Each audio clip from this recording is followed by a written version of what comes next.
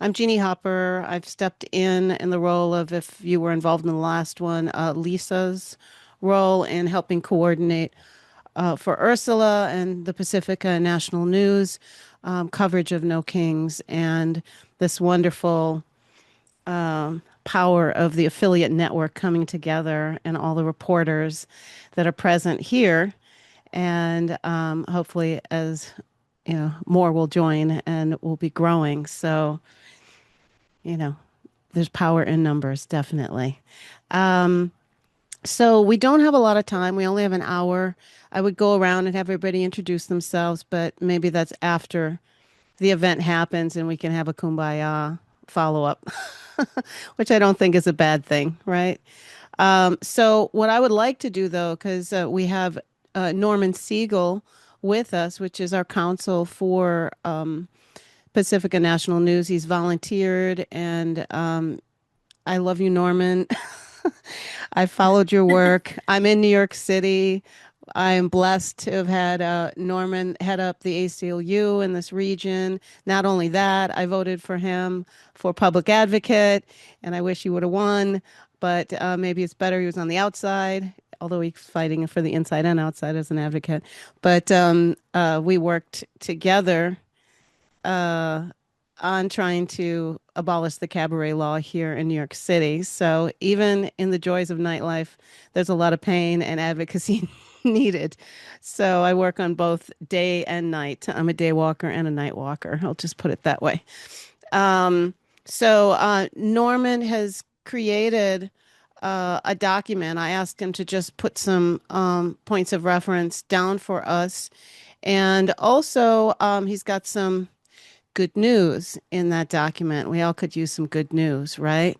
So, and that is with regard to the DC District of Columbia ruling recently. So, Norman, I'm going to start out with you. I would say let's try to go for, 15, 20 minutes and then have some time for questions. If we go a little longer, that's okay too. Okay. So that everyone doesn't interrupt Norman, maybe as you think of a question, just put it in the chat. And Stephanie was great with kind of keeping an eye on that and helping us after Norman is able to fully give his presentation. So, again, welcome everyone who has joined. We're just starting to cover the, with Norman Siegel, our lawyer, legal points to be aware of. All right, Norman, take it away. So I had one question. The Hmm. document that I sent you yesterday, Hmm. do all the people have that? Yes, that was shared. Okay. So everybody knows that was shared in the link with the latest Zoom that went out, Zoom meeting reminder today that went out. So Okay. within that email, you have the link to, it says underneath the Zoom information, supporting documents linked below, legal information doc from Norman Siegel, safety tip sheet from Pacifica, and then SAG after safety tip sheet. And then I'm going to get into you go over with you another document, which is a crib sheet to print out that has more than just a script prompt. There's a lot of important information in that as well. So, Norman, take it away. All right. Well, it is a And pleasure this is and an being honor. recorded so everyone knows. It's a pleasure and an honor to once again uh, focus on the First Amendment, free speech, free press, prior to No King's Day. This is number three. So since you have the document, I'm not going to read you the wording of the First Amendment. Uh, Suffice it to say that I always say there are six amendments within the First Amendment. And today we'll touch upon four of them in the category of free speech and then free press. And the reason I'm doing this is because I think it's important for all of you to have a uh, base for understanding what the protesters can and cannot do under the First Amendment. So when you're recording or interviewing people, you have a sense of what is the do's and the don'ts under the First Amendment. Now, we'll talk about the freedom of speech, the right to peaceably assemble, and the right to petition the government for a redress of grievances. That's all under the First Amendment, and that's all what's going to be taking place on Saturday. So, with free speech, I've always said that it is a bedrock principle of our constitutional democracy. But very often people misunderstand it. They're for free speech when the speaker they agree with. They're not necessarily for free speech when they disagree with the speaker. And I think the First Amendment limits the power of any government entity, whether it's the feds, whether it's a state, whether it's a municipality, whether it's a town or village, to violate the right for people to generally express themselves. Now, that's regardless of the content of the view, even if it's offensive, repugnant, or politically incorrect. Is it absolute? No. Very often I am in a forum and people get up and say, oh, I have the right to say whatever I want, wherever I want. And I said, where'd you get that from? And they said, the ACLU. And I very often in the old days would say, I am the ACLU. We never said that. Now I say that, well, the ACLU doesn't say that. The key is contextual. And so the government cannot pick and choose those messages, beliefs of which it approves, and then reject, prohibit those messages, policies of which it disapproves. It's based on a very simple premise of neutral principles. I always give the example of the following, of the premise. So during the mayoralty of Rudy Giuliani in New York City, when he was then the mayor, they attempted to limit the public from holding press conferences and rallies on the steps of City Hall. Now, the steps of City Hall, that is the quintessential public forum. And that's important because in a public forum, you have even more First Amendment rights. So when the people on Saturday will be marching through the streets, holding rallies in public areas, the First Amendment rights are even greater than if it was in a private place or a hybrid situation, which we don't have to get in. So given that it was the public steps, as I said before, his government could not pick and choose which views the residents could express on those public steps.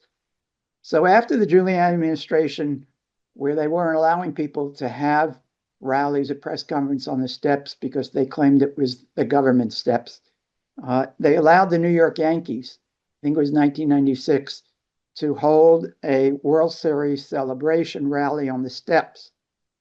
And so we went to court and argued that if they gave it to the New York Yankees, they could not prohibit an HIV/AIDS group, or for that matter, any group which is expressing a public issue of concern. And the federal court, in upholding the principle of free speech, said and ordered the steps to be open to all viewpoints. So these steps, every time I go by and I see a press conference, whether I agree with what they're saying or not, I always feel good. And that's the basic principle of the neutral principle with regard to free speech. Now, regarding what's going to happen on Saturday, the right of the people to peaceably assemble, which that's what they're asking people to do, and to petition the government for a redress of grievances. And this includes protests, rallies, demonstrations, and other First Amendment activities. The rules allow for what's called a reasonable time, place, and manner limitation. And so what does that mean? So if a demonstration is on a sidewalk, it does not allow the demonstrators to block the entrances and exits to a building. And why? Because the public has a right to go in and to come out of the building. So again, it's contextually. And the other situation also is if there are demonstrators on a public sidewalk. For example, in New York, I've measured most of the sidewalks for the First Amendment purposes. And from the building line to the curb on the sidewalk, it's generally 20 feet. So the demonstrators cannot take up the entire sidewalk. And why? The same principle. The public has a right to be on the sidewalk. Also, it's a safety issue. If everyone's on the sidewalk, people will go in the street. They can get hit by a car or whatever. And so those are the kind of examples with regard to the demonstrations on a sidewalk. Once the uh, march is out in the street where automobiles are, a permit usually granted by the police department in that venue is required. And again, on the reasonable time, place, and manner, I give the example of if you're marching in the street in New York, Fifth Avenue is our main street. So whatever community you're reporting about and in, whatever the main street is, the law enforcement people and the government could decide based on whether it's a Monday to Friday, Saturday or Sunday, the time of the year. We very rarely get Fifth Avenue if there's a demonstration during Christmas time. The business community objects because people can't get to buy their goods, etc. So you could find out on a reasonable time, place, and manner that you can't have Fifth Avenue, but they have to provide some alternative, such as Sixth Avenue or Eighth Avenue. And similarly, you can't have the petition for 24 hours. It's limited. Usually it's for a few hours. You can get some more if you have some good reasons. I raise that also because when you're watching on Saturday, there could be splinter groups that decide that they're not going to use my example of New York Main Street, Fifth Avenue. They're not going to stay on Fifth Avenue. They want to go off. They have a different issue. They'd like to get some attention and they'll go to Sixth Avenue or a side street. So just be aware, again, that if it's on the sidewalk, I think they're okay, especially in New York. We've litigated that issue. If they're in the street, they need a permit from the police department, or alternatively, if there are lawyers on site, as I've done numerous times, when people go into the street because there's too many people to be on the sidewalk and they don't want to stop for every light, you can negotiate with the law enforcement. If you don't do that, you're out there. Law enforcement can issue a warning saying that you can't be out on the street. And if you remain out on the street, they'll give you a warning. They'll give you a couple of minutes to get off the street. And if you don't, they could charge you, at least in New York, and I'm sure it's in other places, with a violation in the context of disorderly conduct. So those are the general parameters that you'll be seeing on Saturday. Also, in New York, they have rules with regard to whether the demonstrators, if they want to use amplified sound, they have to get a sound permit for that.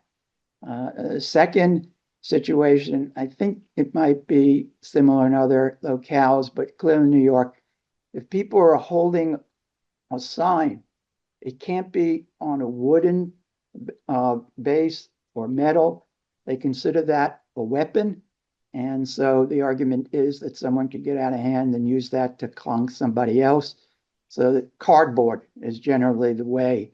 And sometimes I've seen situations where the law enforcement, not handling the situation well, confronts the person. The person's never heard of this rule. They think they're making it up to deny them their right to demonstrate. But those are reasonable rules that have been upheld, at least in New York.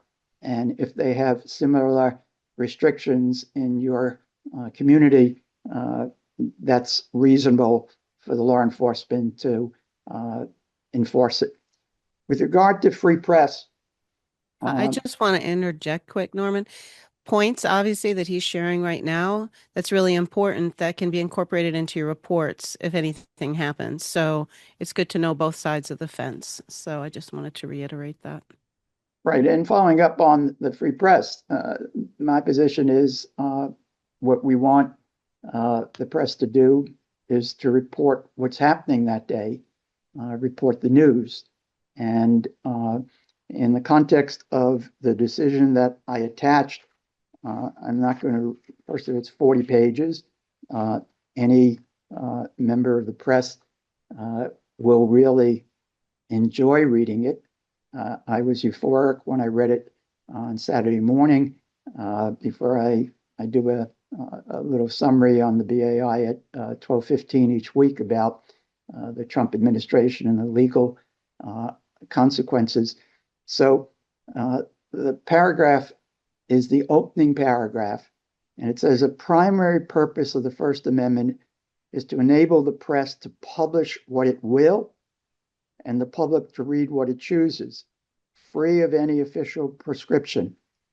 Those who drafted the First Amendment believe that the nation's security requires a free press and an informed people, and that such security is endangered by government suppression of political speech. The principle has preserved the nation's security for almost 250 years. I love the next sentence. It must not be abandoned now. There's another part in the judge's decision because, and this is kind of tricky because I saw it on a local level recently. The Pentagon was saying to the press that they had to make a pledge that they would not solicit or encourage any unauthorized information, and they couldn't use it. So the solicitation became a problem because, and the judge was really terrific, a guy named Paul Friedman, and he said, but that's what journalists do. They solicit information, they ask questions. So midway in the decision, he is quoted by saying, the role of a journalist is to solicit information. And then at the end of that paragraph, I love the line, and you should all, remember it. A journalist asking questions is not a crime. It was very explicit in the context of what the Pentagon was trying to do, where they potentially could fine, remove the press credentials, and maybe even decide to bring criminal charges. So a journalist asking questions is not a crime. Now, the ending that I sent you, the conclusion, he had his remarks from his oral argument. I'm not going to read it, but I think if you read it, and with the paragraph about the conclusion, it should make you feel boldened that you do have the right to report what's happening, and you have a right to ask whatever questions you want to ask. And so one of the questions that always come up, do you have the right to take video film of the demonstration? Do you have the right to take and video or film of when the law enforcement person is interfering with the person's right to free speech and the right to peaceful assemble and to protest? And the answer to that is very clearly yes. But what I caution everyone, and I do it all the time, stay away by at least 10 feet. Even on a cell phone, you can record the cop doing things that he or she is not legally allowed to do. It gets hard if you're in a situation. I had one recently on a subway platform where there are like 6 cops handcuffing a young African-American woman who was screaming she had to get home. She's a student. And they were just, not doing what they were allowed to do. And I got down on my knees on the platform, but I made sure I was at least 10 feet away. And the reasoning why you have to be, at least in my opinion, 10 feet away, you don't want to run the risk that they then turn on you and charge you for interfering with them doing their job. And in New York, and probably in your communities as well, there's a provision in the criminal law called obstruction of government administration. and that's what they'll charge you with. And so I think you can get the video that you need, uh, and the discipline that I would recommend. I know it's hard. If you really see them pummeling somebody, uh, your instinct might want to be to stop it. But I'm a technician, a civil rights lawyer. Some civil rights lawyers think that they're the celebrity. I learned when I was in Mississippi when people said to me, "We don't need to march with us. We need you to get our bodies out of jail when the police put us in jail." And so I recognized a long time ago I'm a technician. And so, in the context of that, although you might want to try to interfere or hold the cop from hitting somebody, don't. Uh, Second, if you record it, that will be important when it goes to court on a criminal charge or even on a civil case where the person can get damages for them violating that person's right. So the discipline will also help that individual who most likely you don't know.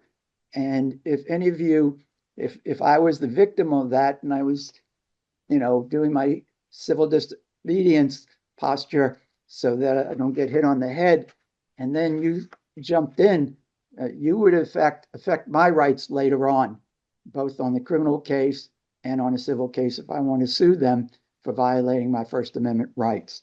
So I think that's important. And with regard to the issue that I raised, which I think is a very easy one, do you have the right to interview the demonstrators, law enforcement, if there are any restrictions? I think my experience after all these years, 56 years of being a civil rights lawyer, I think it's important, if you can, to introduce yourself, to tell them who you are, what you're doing. You're clearly going to have your press credentials, and if you're not thinking of that, that's a mistake. You want to be identified there so that everybody knows, including law enforcement, you're a journalist. They're supposed to respect you. They'll respect you if you're sort of accommodating to them, and you shouldn't be accommodating to them. And I'll get to that in a second. So you can tell them that you might use their comments for publication. See if they're okay with that. There are journalists who don't want to do that. I think that's a risk. And what's the risk? The person interviewed can say, A, they never gave you permission to do that. They could also say that you got the what you attribute to them incorrect. You don't need that. And especially if you're recording the conversation, when you say to them, is it okay if we decide to use what you're saying? They'll say yes at that point, and you've got the record in case something happens to protect yourself, and also Pacifica as well. And I Uh, just wanted to interject one thing. When you get to the march, you can also identify the public information officer, the spokesperson, if other officers can't speak or they choose not to talk with you. right. So that's a good rule of thumb too. Well, they clearly have the right not to talk to you, and they should have some identification. And my recommendation would be to take a picture of that. Of course, they don't like that, but that's a right that you have. And in case anything happens later on, you want to be able to identify.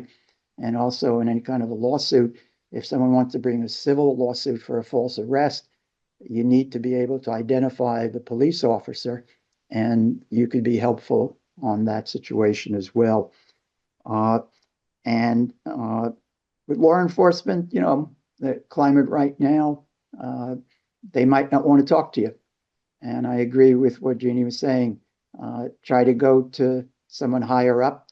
In New York, we have a distinction in clothing. The white shirts are usually the supervisors, the blue shirts are the people who walk the beat and who are usually assigned to these kinds of demonstrations.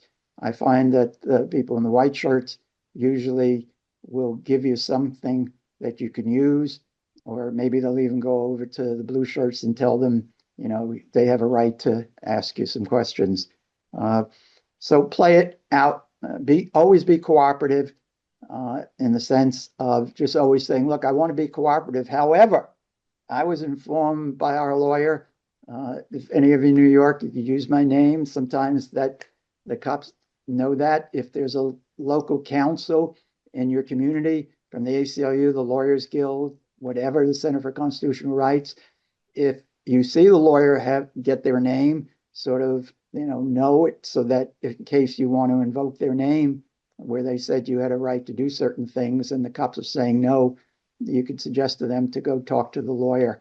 And the last one that I want to talk about is the press zones. Uh, and the question, are you restricted to press zones? No.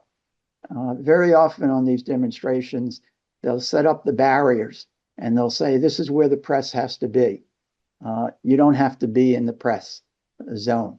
Now, you take a risk at that point because when I was saying before, if you're accommodating, yes, sir, yes, sir, yes, ma'am, whatever, there's usually no tension or any problem. It's when you don't do what they want you to do that becomes the problem.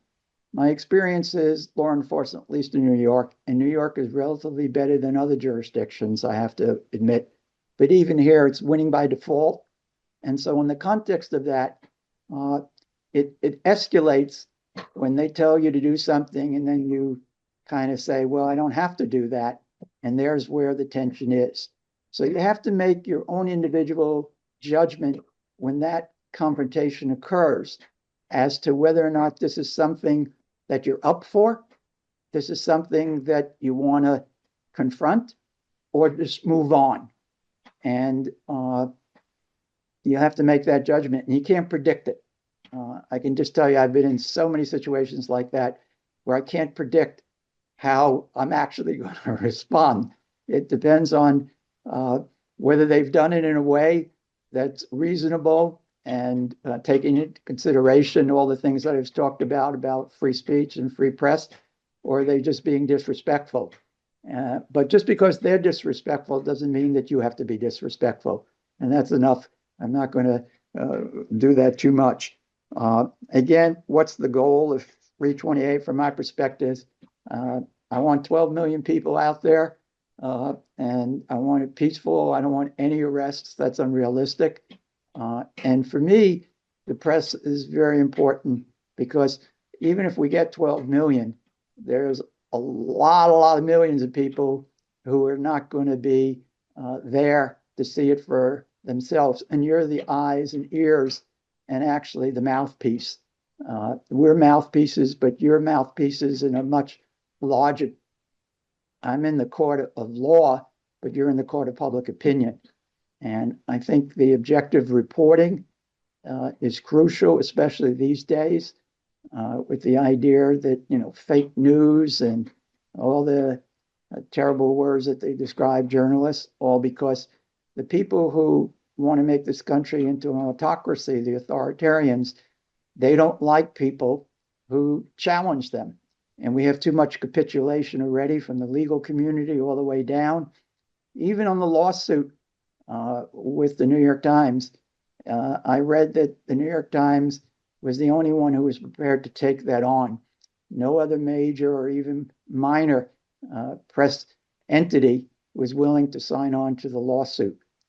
So there's too much capitulation. On the other hand, I don't want you to get out there to look for a confrontation. But I put down on the bottom, if you have questions on 328 or even post 328, I put my cell phone number there. I will be at the New York No Kings 3. And prior to, ours starts at 2:00 and it's supposed to end around 4. I have no problem if in your community, the location where you'll be reporting, if there's no one there that you can call, use my cell phone. Obviously, if a lot of you are calling at the same time, I can't handle that. But last time it worked, and I have no problem on the spot if you're in a jam. And also, I have no problem. It's happened sometimes, very often it doesn't. If the cop is confronting you, you could say, "Could you hold on? I'd like you to talk to our lawyer." And you can give the cop your cell phone if I'm on it, and I'll talk to him. And you'd be surprised. Sometimes they back away. Uh, Sometimes they don't. They tell me to go to hell. So anyway, I think that's where we are. I think Jeannie is at around 15, 20 minutes. Let me That's see. 30 minutes. That's okay. Oh, You okay. covered a lot, I'm like including some good news on that ruling. So like it's not a a bad thing. minister. You can't shut up the ministers and you can't shut up the lawyers. No, no, there's so much going on. So that was actually very concise. Okay. Any questions now? Then I'll put the chat Yeah, I if there believe are any. Sabrina, I think I sent out the document. It's attached to this invite, and Norman's number is on that document. Yeah. Yeah. It is yeah, there's several documents on there. But his is, let me tell you exactly what it says. Anyways, it says Norman Siegel after his name. So you'll see the information right after the Yeah. It's on the Zoom bottom of the call one page. information. Jeannie said one page, and Hmm. as some of you know, it's harder to do one page than to do 4 pages. The shorter it is, the more work it is, as you know, even as reporters. All right, thanks, Norman. Does anyone have any additional questions? I see we have a hand raised from, is it Riza or Riza? Hey, it's Riza. So, this was Riza. actually Okay. more of a Welcome, legal Alaska. question. Hey, sorry I don't have my camera on. I'm at my desk at the moment. So one of the questions I have is regarding air travel with ICE, essentially. So I'm going to be flying up to Fairbanks, but one of the things that was highlighted to me is essentially put the potential for those kinds of interactions at the airport. Have you received any information, or is there any kind of um, I guess, kind of advice regarding that or navigating that situation since I'll be traveling with a lot of my equipment up there? Well, the one thing I would tell you is to, if you're concerned about uh, being held or anything, uh, shut off your cell phone uh, before you come off the plane. Uh, if they want you to turn the cell phone on, uh, they need a warrant, in my opinion, to do that. And I do that now when I'm flying back, even domestically, let alone internationally. I do that uh, because that's your property, and for them, they need probable cause to go into your stuff. So that's the one thing I would suggest. I would suggest also to have clearly ID with you and make the judgment if they ask for your ID, give them your ID.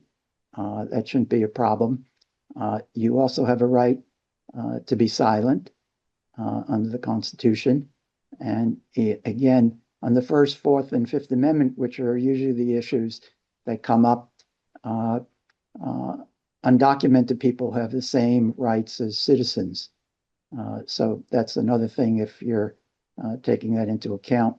What the general dynamic on those kinds of things is, my experience is that a lot of law enforcement, they make it up as they go on. That doesn't mean they get it right.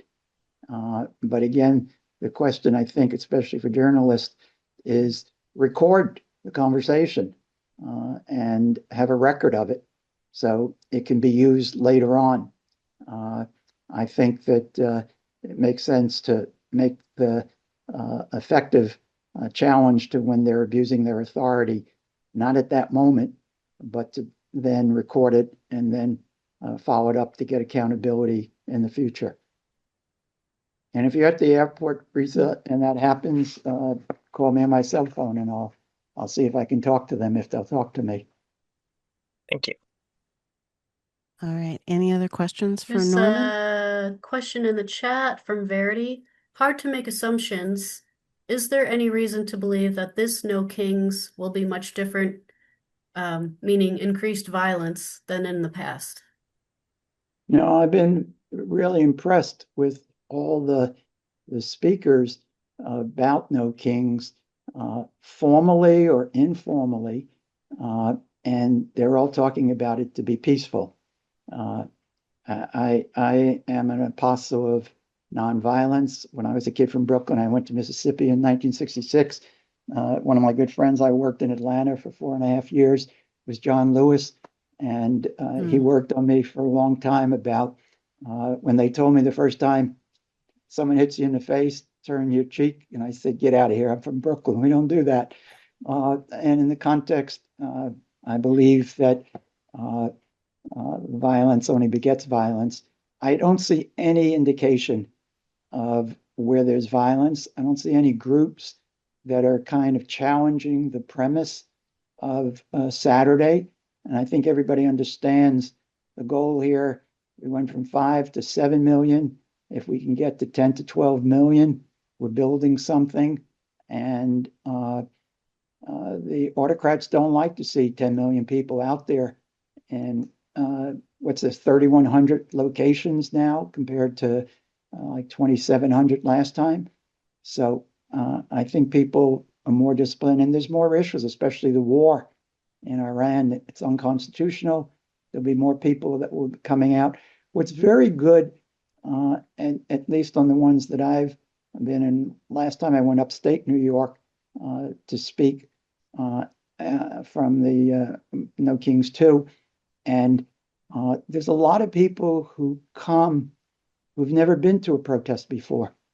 It's a theme that goes through, which is so terrific in the sense that it can't pigeonhole everyone into ideology, the left, or whatever. And when you're trying to build a movement where the facts are so overwhelmingly in opposition to what America is supposed to be about, that you let the record speak for itself. And you all are the venue to make that happen. And so, again, in answer to the question, I don't have any evidence, even speculation now, increased violence. 1 and 2 didn't have violence. In New York last time, I don't think there was even anyone who was arrested. No. So, well, let's touch wood on that one. Yeah, Regardless. Amy's mentioning, has anyone known or suspected agents, provocateurs at any of the No Kings rallies? I mean, I think I don't know, Norman, if you've heard, but I think it still is, we're going to run through what to be aware of, and that is one of the things to be aware of. There are instigators that could appear. It's not unfounded. So be very, but you are the eyes and the ears, and it's about being very present and aware and not so swept up in the joy of the whole march, which is wonderful, but you're there to do a job. You're a reporter. And also take in what you see and be very descriptive because it is radio, it's audio, and set the scene for people. And I mean, you have to be able to confirm said agitator. You can be suspicious and watch somebody, but unless or until any actions happen, then don't assume, if that makes sense. Well, there's been a change, let's go back 50 years ago. Reporters basically just said what the facts were or are. Right now, I'm following up on Jeannie's point, you're taking it all in, try to be as objective, non-biased as possible. And in addition to reporting what, to use Jeannie's term, your job is that day, the day after, the few days after, more and more reporters on TV, on radio, are being asked to give their thoughts about what they saw. So take that all into account of whether you want to do that or not. And more journalists I know are doing it. And so you could have a different role here too by seeing things, not just to be a witness in a case, but also, as I was saying before, in the court of public opinion, giving your thoughts about what happened. if there was a controversy there. And so Yeah. it's And even if you don't interact or what you're seeing, you can on the side record for yourself personally some notes, like a little voice memo to yourself, because there's so much that's going to transpire depending on how large the demonstration is, how dynamic it is. So I find that helps rather than trying to write it down, because you also want to be alert and aware of what your surroundings are and what's happening. And Norman, we just have a little bit of time, so what I want to And do I is, just want to add that Mhm. contemporary notes are much more important than the next day's thoughts. Mm. Yeah. So, Norman, you're welcome to stay with us. But I was just going to run through some basic safety tips, because I was even myself just before this meeting really going through the SAG after safety tips, going through the link on the safety tip sheet from Pacifica that takes you to Committee to Protect Journalists, which is extremely well done and detailed, including if you suddenly end up after the march being harassed because now somebody has identified you and doxing could happen. So it's very important. If you don't know what doxing is, it means, you're being digitally attacked. And it could mean anything from identity theft to somebody assuming your identity online, not necessarily credit card theft side, but your actual identity. And Sabrina and I both work on the Laura Flanders show, and we've actually done interviews. There's one that's very serious, where this woman, there was fake sites made about her as a journalist, and besides the other attacks on her. So be very aware of that too. Again, we're all different areas of the country, different vulnerabilities, how far we put ourselves out there. Everything is, you have to um, be very aware of your own environment, your own community. And that's one of the points is, identify flashpoints. This is something that Lisa brought up in the last meeting. What are your flashpoints in your community? What might make things unsafe? And you should be able to anticipate ahead of time, just from knowing the history of what's happened recently and maybe in the past, which is what I love, Norman, giving us reference to the 60s and even up until now, currently, what the climate has been here. A big thing is to have a buddy system, have somebody know where you are at all times. It may be your news director, it may also be a family member, it may be a friend. Let them know what you're doing and let them give them a list of phone numbers that are emergency contacts. The emergency contacts would be your news director, your next, emergency contact, personal emergency contact, um, the Lawyers Guild, the ACLU that's near you, obviously Norman's number, my phone number. So make that list and don't blow that off, because you just never know what might happen. Along those Have same lines, Austin asks, do you recommend our journalists take measures to protect their identities like face masks, etc.? I say no, because then you're creating a barrier between your community that you're reporting for and on. I saw Norman shaking his head. If you have health issues, perhaps. If you're immunocompromised, maybe you're not even going to put yourself in the middle of a demonstration and you wouldn't be participating. But some people will take that risk and they'll go out there. And I've even seen people just have on a card and show somebody, you know, uh, Ok, gracias. just a little card that explained, hey, I'm, immunocompromised. So that's what the mask is. Or you can tell the person that. Um, but rule of thumb, I think, is, in my opinion, is to not hide yourself. Well, I was just going to add, and it's an individual choice, of course, but you should be proud of who you are. You're a Mhm. journalist. And the same thing, I'm proud to be a civil rights lawyer. I'm not going to chill my speech. I'm not going to self-censor myself. And I'm also confident that if in fact something happens to me or to any of you, we're smart enough and effective enough that we could take it on a later day to get you justice and accountability.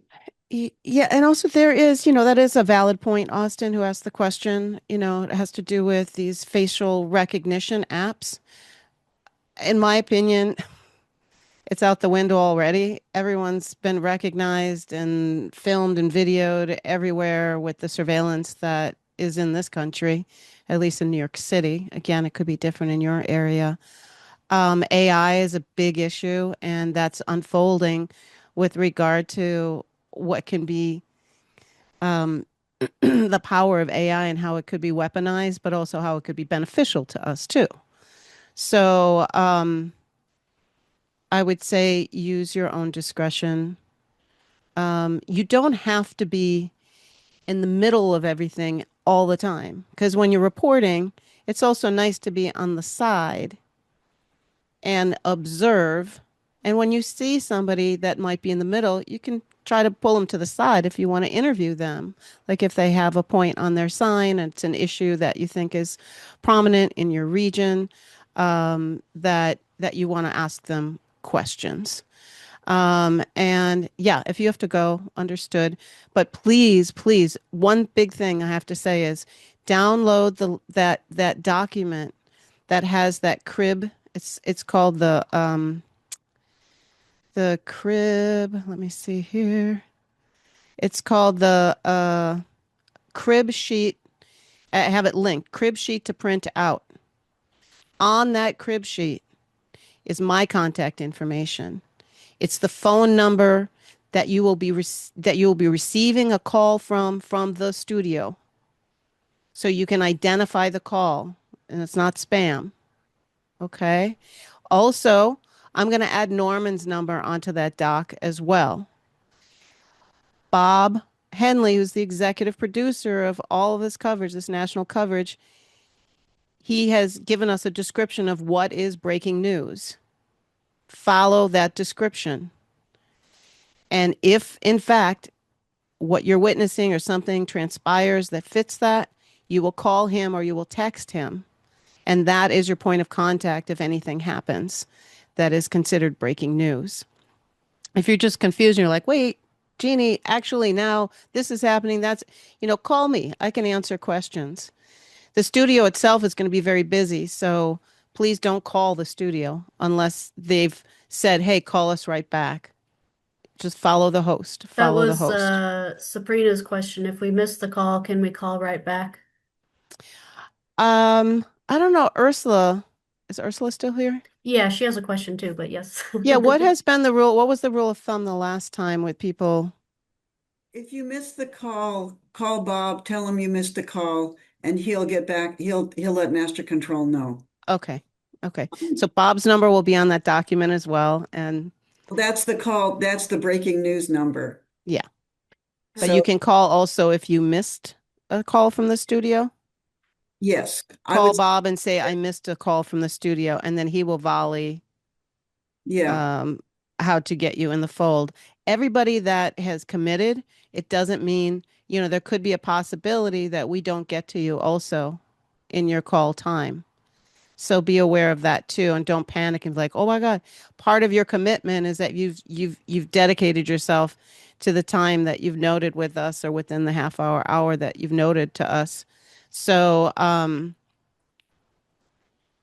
Also, yeah, Jeannie, I just want to remind all of you to take your the agreement we made with you, print it out, put yes, a container that protects it, have it on your person. That's your legal protection. So you have to have something on you that shows that you are working for a media organization, and that will be what you need to have with you. Yes, and then also have that crib sheet with you. Now, Bryce, yeah, you were asking, it says to a sheet says it's a script. There's half of the that crib sheet is kind of a prompt, a script if you're interviewing somebody from the crowd. But some people have already identified they're gonna follow after a speaker speaks, if there's a stage or something that they're gonna try to catch up with them. So it's a prompt, but it doesn't mean that you have to interview a demonstrator because also the host will be asking you just to set the scene and share some interesting points from what you've already seen and observed and where you're reporting from. So I don't know if that answers your question, Bryce. And Yeah. I'll be happy to Is it okay if share I just the. jump on for a Yes, second? Bryce. Oh, Yeah, go ahead. please. So I was just thinking, I think it's probably not going to be very easy Hmm. if I'm on air, I've got the call, I've described the scene, to find somebody right there who's willing to, in the spur of the moment, jump in. So is that what we're supposed to try to do? Are we supposed to try to find someone couple minutes before we get the call who we can be like, hey, I got the call now? Well, so Bryce, some of the reporters here, they know people in the march. They can identify key people from organizations that are participating. But if you don't and you can't find, it's fine too. You can just give your report as well, a Okay. description of what's happening. And there's prompts on that too. What's the crowd estimate? And that's why I mean, be very descriptive. Think of if you know Edward R. Murrow. Um, if you're all journalists, you should know his history.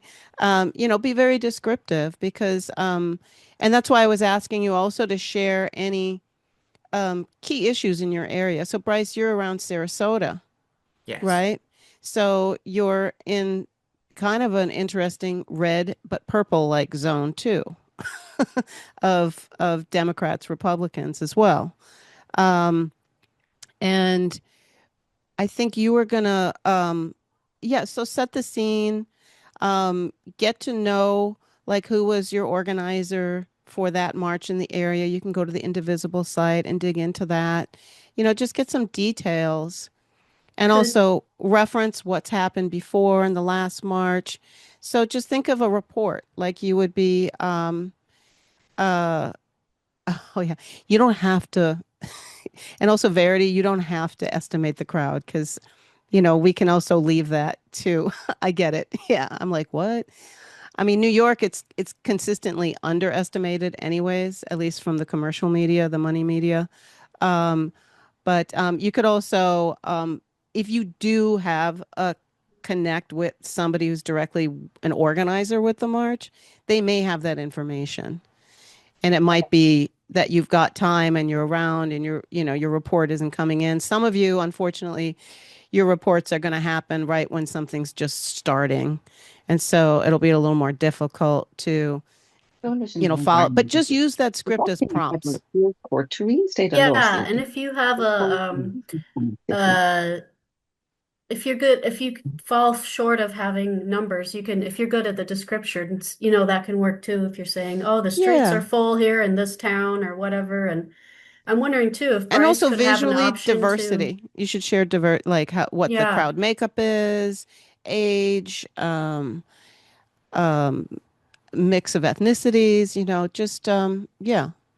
And I was wondering if it would be helpful for someone like Bryce or anyone who's in a situation where maybe they did already interview someone and you could just make notes about them and you could just refer back to that interview Hmm. saying, yeah, I interviewed a woman from blah, blah, blah, and she's here and she said this. And that would maybe help take a little bit of the stress off of having to have someone at the right moment. Yeah, and sometimes it's fun to find one question, right? Like a vox pop. What brought you here today? What's the one issue that you're especially got you out here? And somebody might say, "Oh, I'm a veteran. I come out to every single protest." Oh, so it's a good jump off point. Norman Siegel. Thank you for Bye bye, joining us. everybody. Good luck. And like I said, I'm going to add Norman's number to that document as well. But So I'm going to just quickly get back to, have a safety plan, know your area around your march so you know how to exit, you know what's a bottleneck point, a safety plan for yourself as well. And one of the tips was to have a write on your arm with a Sharpie, or just have it on your body, the phone number for the National Lawyers Guild, or definitely have Norm's number, or your ACLU, chapter around you, and your buddy's number. So these days we don't remember everybody's phone numbers anymore. So make sure that you have that. Uh, I already said identify flashpoints. Don't have normalcy bias, meaning avoiding, oh, well, this is how it usually goes, or this is how, be observant, because those little things, if you do that, then those little things you may overlook that are interesting, that suddenly are seemingly different than what you feel comfortable with or familiar with in your area or from reporting prior. Again, you're a journalist, not a protester. Norm stressed that very much so. So do not interact. Do not get in the middle of confrontations. Protect yourself. Instead, do your role and record, report, and keep your distance. Even if you start to fall and you're in a melee with police officers, you could be um, uh, considered to be resisting arrest. So be very, even though, you know, they may not be arresting you, may not, but, or you could be obstructing justice, as he had said. Also, Um, mhm. if you don't get a call, it's not because you're doing anything wrong. It's just Yeah. the way this is going. We're paying everybody to be on call, but if you don't get the call, it just means that things went a different direction and they weren't able to get you in. That's all that means. And also, you've done your job, you've committed, and And you're you, there ready for the call. So that is work as well. Um, I was saying before, get to know the spokesperson for your march if you can. Um, one tip from, Jim in Austin was, in the beginning, walk the line of police officers. Um, they can see that you're press. It's captured on their cameras. But again, everybody's situations are different. But you'd be surprised. It's not a bad thing to, if you find the spokesperson, to get some comments from them. And be creative, think what to ask them. In New York, I will give you an example. It's really been amazing to watch the police at the demonstrations for No Kings. Demonstrators are coming up to them and thanking them. They're not aggressive. They haven't had riot gear on for the No Kings. It's very different from the Bloomberg administration days. And also, they worked with the organizers. So the organizers are blocking the traffic as the street lights change, and they got to let the crosstown traffic because we're so congested here. So it's it's it varies where you're at, but that was a beautiful thing. People were even having their pictures taken with the police, but I'm not saying do that, but observe it if you're seeing that happening, and that's a good point to report on. Yes, Ursula. one feedback I have from some of the reports we've gotten in the past is if there's a soundstage Mm, in the area that where you're reporting, please distance yourself from the soundstage. We've gotten numerous reports from people that we can't use because the soundstage is overpowering your report. So just yeah. think about your distance from any soundstage. Yeah, that's a technical tip. Make sure, yeah, think about where you're at. Or hold the microphone up to the soundstage and let it speak, but you can't do both at the same time. Yeah. And when you're reporting, remember, set your intention. Your energy affects the person that you're approaching and that you're going to be interviewing. A smile goes a long way. So just set your intention, and that energy will shift. Even if you're stressed and it's the first time you're doing this, take a deep breath. Even Yeah. smile to Smile yourself. like Spencer. Hmm? Smile like Spencer. Yes, yes.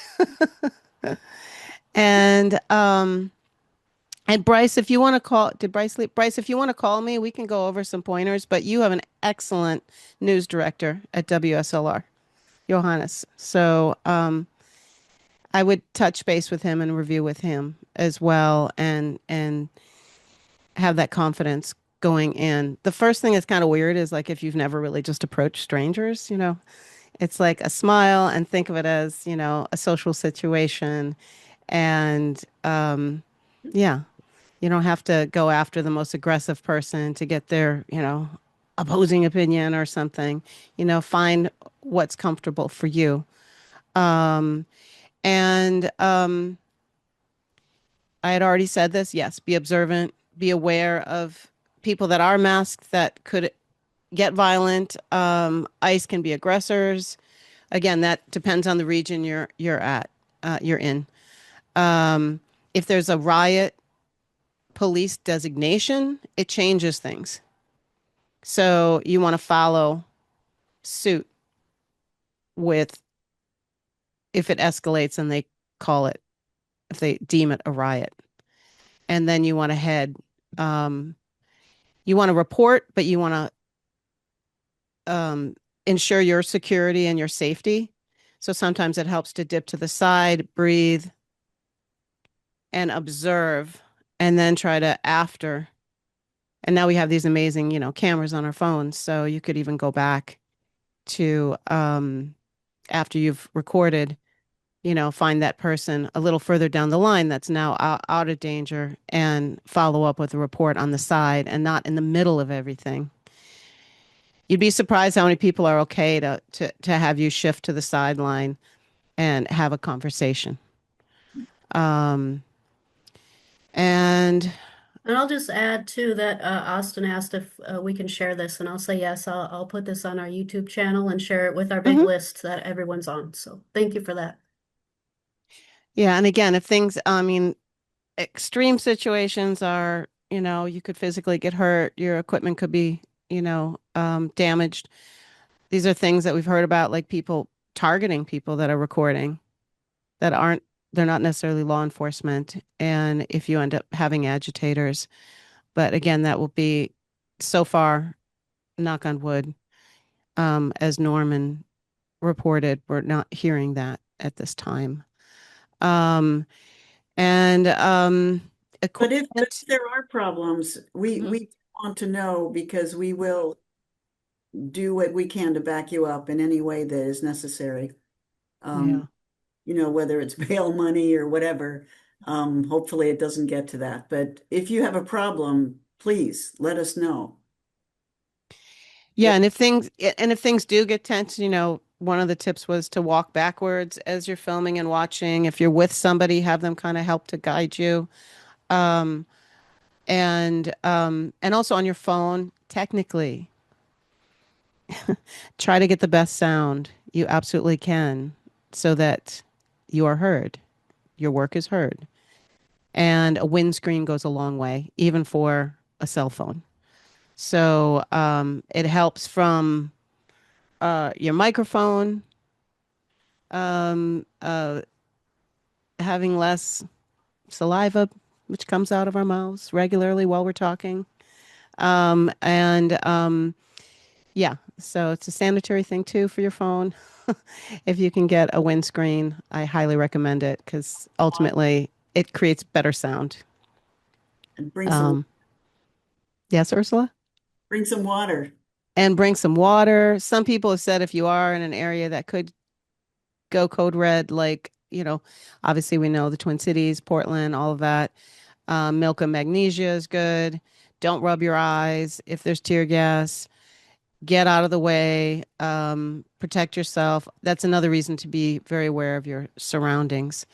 Um, so I'm just going to again reiterate You're going to be on call during the day, right? So people can call you if they have anything they need. 100%. And on this crib sheet, you have the phone number that you will be receiving a call from the studio.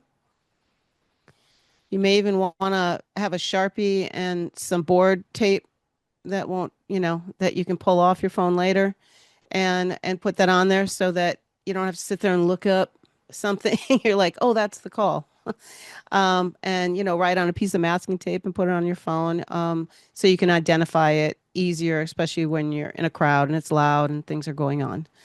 And again, you want to at least get to a quieter point. It doesn't have to be completely quiet because we want that action and that excitement of the sound where you're at, but be aware of at least being audible.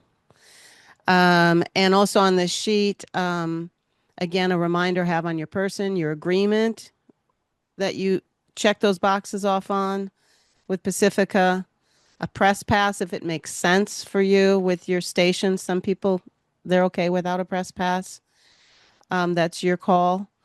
Contact number of someone who you can call in the event you are detained. Memorize it or write it on your arm, as I said, with a Sharpie. Figure out your buddy. Figure out before you go to cover the event. I'm going to add Norman's phone number here to this doc. Charge your cell phone. And a reminder to charge your cell phone and even have an extra power pack if you have. It helps greatly and have that charged. And the definition of breaking news is in the event of actions on the part of the police, counter demonstrators, or other unexpected parties who cause events such as arrests or injuries or other serious crises, that is breaking news. And that is on that document too. So on the left side, it's kind of script prompts. You do not have to follow that script prompt except for intro and outro of yourself because we want continuity for that. Oh yeah, Verity, wear sunscreen if you're in a 90 degrees suddenly in the middle of winter area, or otherwise. But yeah, use the script as a prompt. But different people have said, "Oh no, I've got somebody that I know from the stage that's going to be speaking. Oh, I know this organizer because I've interviewed them before, and I want their take on the demonstration." So it could be people like that too that are very important because you are trying to get the voices and the story of your area. So, and how it relates to you. So even if it's war, what's going on with the veterans by you? If it's immigration, is there a detention center being built by you? If it's AI, is there an AI, a data center being built by you that's under contention, which is happening across the country, by the way. It's a big story that is only slowly growing in terms of the physicality of these places that they're building these. And you'd be surprised how quickly red and blue becomes purple on those issues. So I think that's really it. So I'm just going to add Norman's number to this document. Please print that document. Please have your agreement. Have your contacts. Please review that SAG-AFTRA safety tip sheet and Norman's that he shared with us. He's excited for you to read the last paragraph of that ruling. And I think that's it. Anything Yeah. else, Ursula? Yeah, I just want to say that, we did this in, when was it, October? And everybody that we worked with, to the person, just, brought 100% to their report. And it was just a fantastic sound. So we're very excited to work with you. We have 200% faith in your ability to deliver the voices across the country. It's a fantastic sound. And thank you for working with us. I really mean it. We're very excited about hearing what your reports, because we know the quality of the work that we're going to get. So, Yeah, and also Austin just said, yeah, be aware, he brought up, yeah, LAPD is a different beast. Exactly. Each area is different. So be prepared. Preparation goes a long, long way. Okay, I great. think that's it. Thank you everyone for coming today. It was Oh, and wonderful to see put my phone number in your phone. everyone. Okay. Thanks, everyone. Okay. Thank you. Yeah. All right, everyone's got Jeannie's number and we're ready Yeah. to rock. All right. Thanks, everyone. Thanks, Spencer, everyone. Thank get you, to work. Jeannie. I heard you got to go. Got to file a report.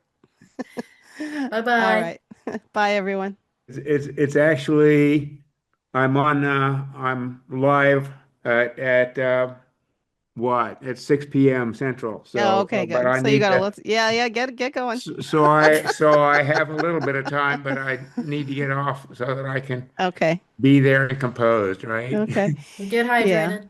And Yep. yeah, and Austin, did you have any other further questions for your area? Austin, do you want to open your mic? But If not, that's good too. No further questions. I was more just commenting on, LAPD has been sort of a national standout in Oh, terms of yeah. attacks on journalists. Yeah. There were at least 12 attacks at the last No King's Day or the first No King's Day Mhm. event. So just warning my fellow Angelinos to take extra precaution. Okay. Thank you for that. And you part of the KPFK team? Yes, I am. Okay, great. Nice to meet you. Likewise. I got to jump, but thank you guys for Okay. this, and I'll look forward to reviewing the recording. Yeah, any questions you have, just let me know. Please review the documents. All right, Okay. thanks. All Bye, right. Thanks, guys. everybody.